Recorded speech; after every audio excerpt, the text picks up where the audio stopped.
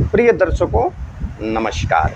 आज मैं आप लोगों से चर्चा विशेष रूप से इस विषय पर करूंगा कि यदि आपकी जन्मपत्री में इन 4 विशिष्ट राजयोगों में से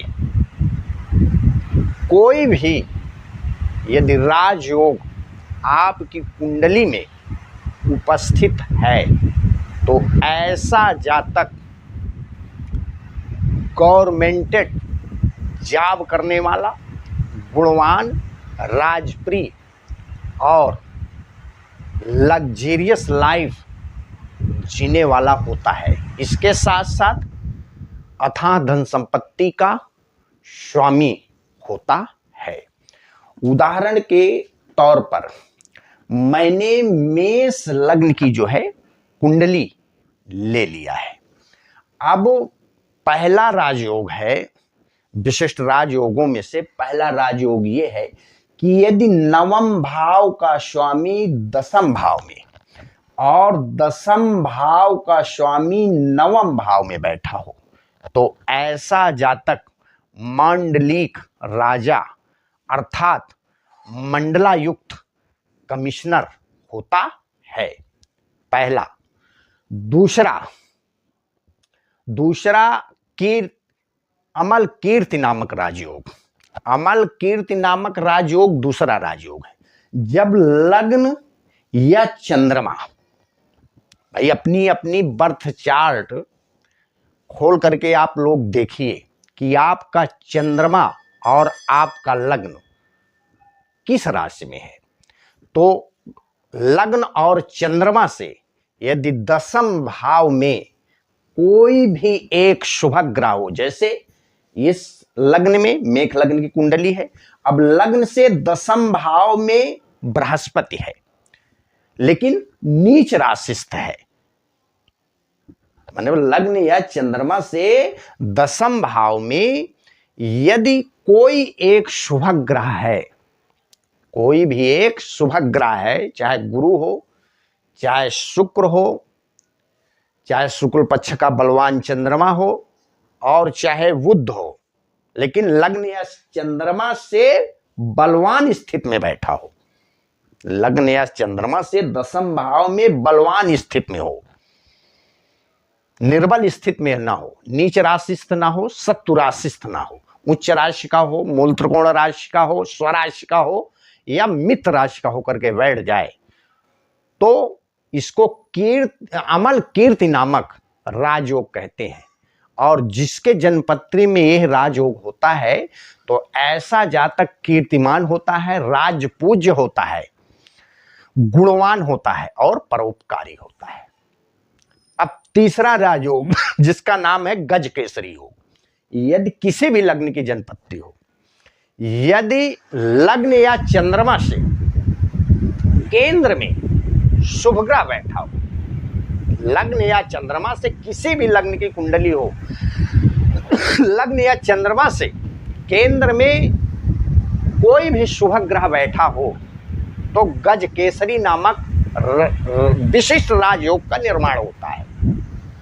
मान लीजिए लग्न से चौथे भाव में मान लीजिए बृहस्पति यहां बैठा हो या शुक्र यहां बैठा हो या यहां मंगल बैठा हो, नहीं, या यहां कोई ग्रह ना हो, क्योंकि यहां पर गुरु महाराज नीच राशि के हो जाएंगे।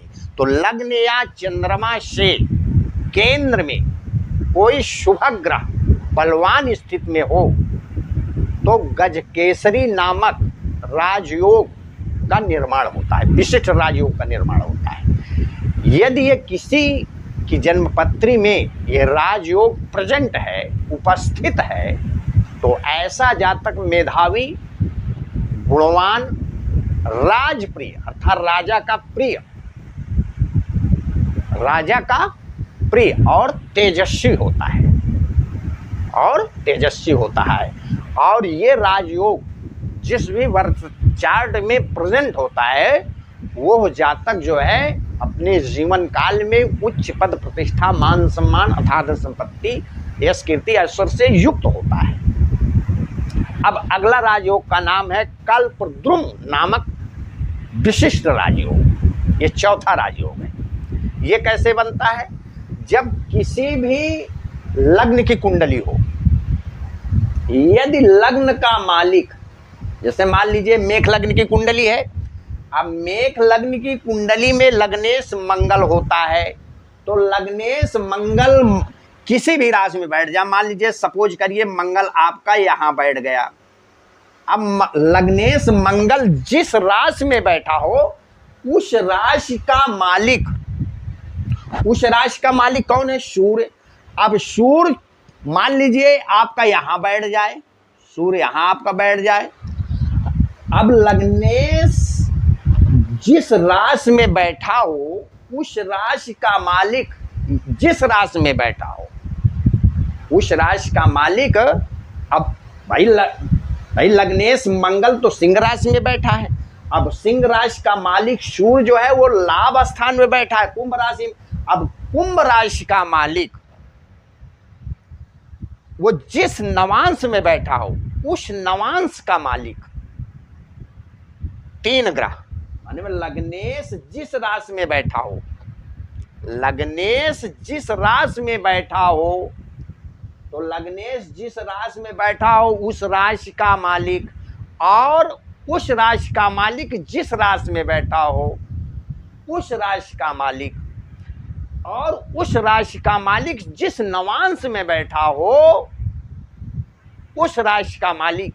यदि ये तीनों ग्रह लग्न से केंद्र या त्रिकोण स्थान में बैठे हों तो ऐसे जातक की जन्म पत्री में कल्पद्रुम नामक विशिष्ट राजयोग का निर्माण होता है।